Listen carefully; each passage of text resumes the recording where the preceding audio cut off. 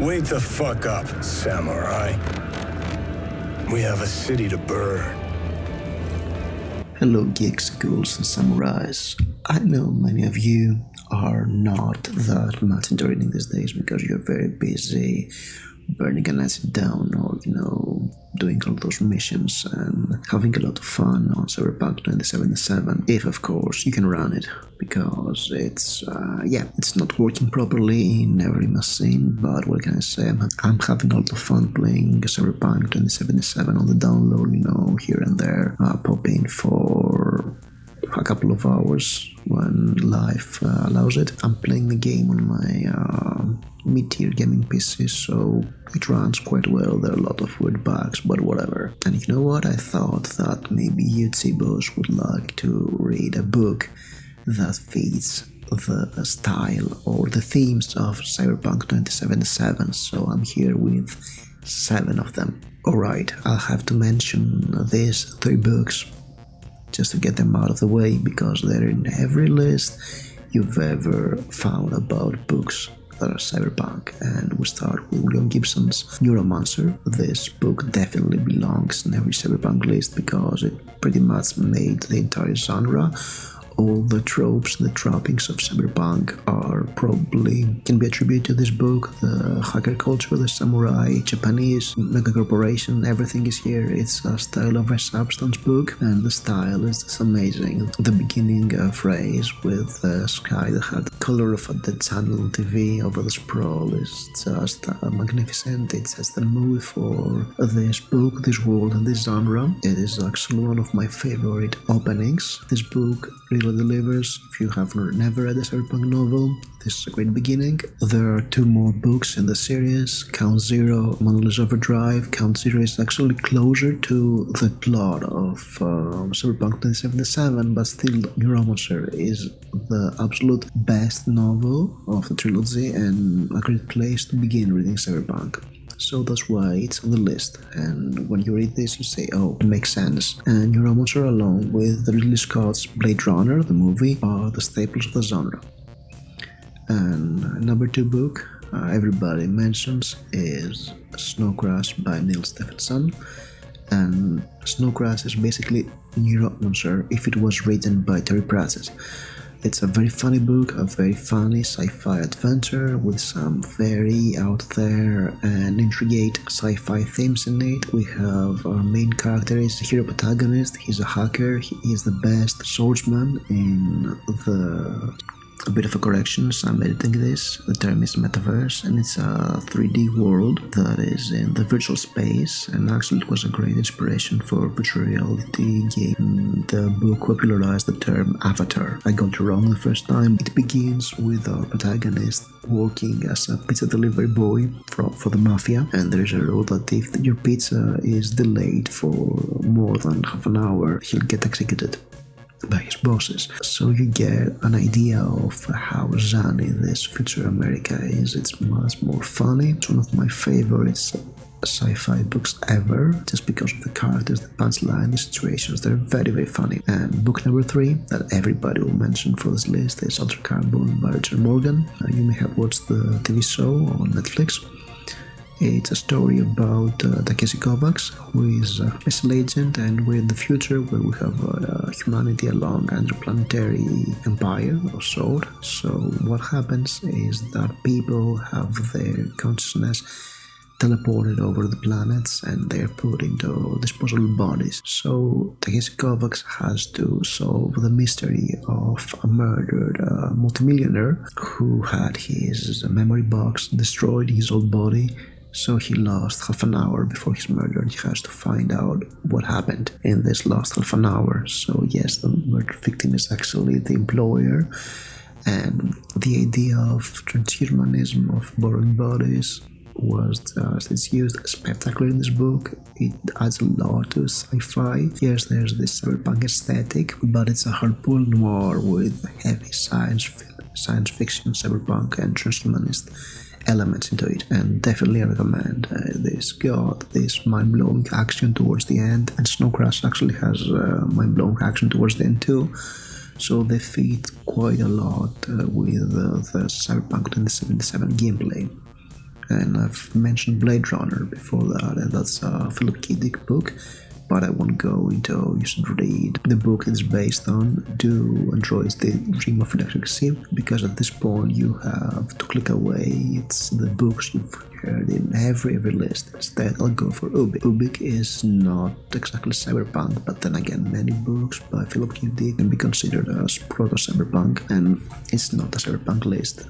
Ubik is about a group of mercenaries who go on a mission that gets botched, and then weird stuff begins to happen, and there's this substance called Ubik, which is probably the only salvation from the weird glitches in reality, so you feel like it's Cyberpunk 2077 because the world turns out like the bugs in the game.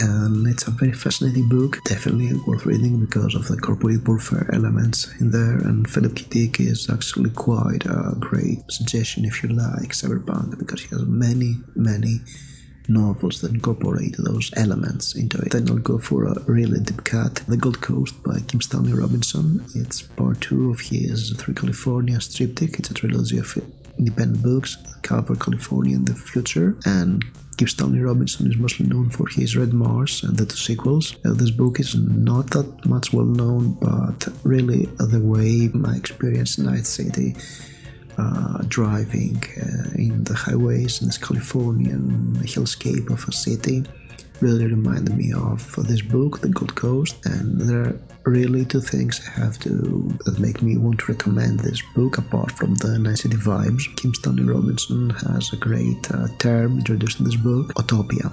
That's a wordplay between utopia and automobile, because you have to have a car in order to do anything in this city, because cars are everything, and there is a criticism, or maybe a trope in cyberpunk, a convention, let's say, that is a style over substance, and this book is the inverse. It's substance over style.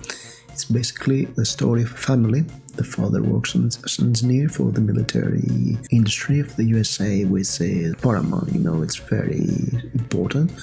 But the son is a bum, he has money, and he goes into terrorism against the military industry his father is working in. And we have this struggle, these 2 men trying to bridge their differences as they work for cross purposes. It's a very mature book. It's about humans, about the future, and it's a darker reflection of the late 80s, early 90s USA of California. Definitely interesting. If you can find a copy of it, read it. It's not his most well-reviewed book, I know. The Amazon and Goodreads reviews are so-so, but I love this book a lot. I really enjoyed it when I read it, and I recommend it if you want to read something more small scale and mature. My 6th book in this list is Backtrack Baron by Norman Spinrad. Norman Spinrad is one of those very punk authors, new wave authors from the 60s. He wrote this book in 1969 for the magazine New World that was edited by Michael Moorcock, and that's iconic science fiction, this new wave. It's about Jack Baron. He is a TV star, he has a call-in talk show, and one night one of his callers says that there's this corporation that is offering immortality, more or less, but they refused it because they're racist. He's an African American and they refused to take him as a client. So Jack Baron takes it upon himself to fix this wrong.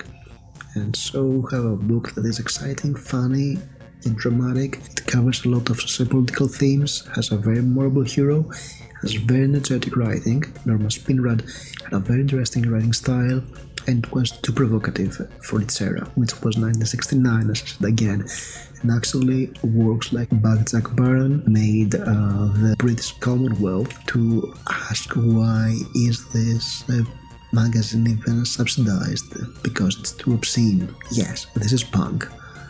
And I don't know about cyber, but this is punk.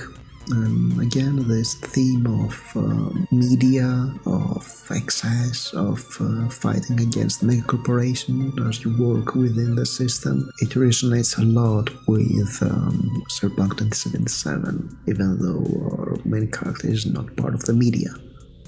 I hope that it may be a side story because I can expect everything out of CD Progect Red. And finally, book number 7, it's The Wind Up Girl by Paolo Bacigalupi.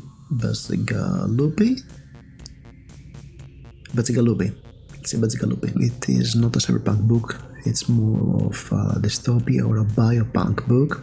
We're in future Thailand, there is a huge energy crisis, so everybody is trying to come by with whatever means necessary, and we have the theme of corporate warfare. We have an agent of a multinational company trying to find out how Thailand has seeds that do not decay, so it is not beholden to the corporations that sell junkie seeds. Again, this book is about corruption, corporation, transhumanism, as we have the Wind Up Girl, genetically altered woman who is more like a clockwork. It has won the Hugo and Nebula Awards. 2009 it was published. It's definitely a very interesting book. I thought it was a bit slow, to be honest, but it was quite interesting. This world where there is no energy even though there's technology. There was a very interesting concept for thought, and once again we have the themes of dystopian future and mega corporations used in an inventive way. These were my 7 suggestions for Cyberpunk 2077 reads. If you have any other books you want to recommend, leave a comment below. If you read any of these books, I'd love to read your opinion about it. As always, like, subscribe, burn the city down, and I'll see you soon. Thank you for watching.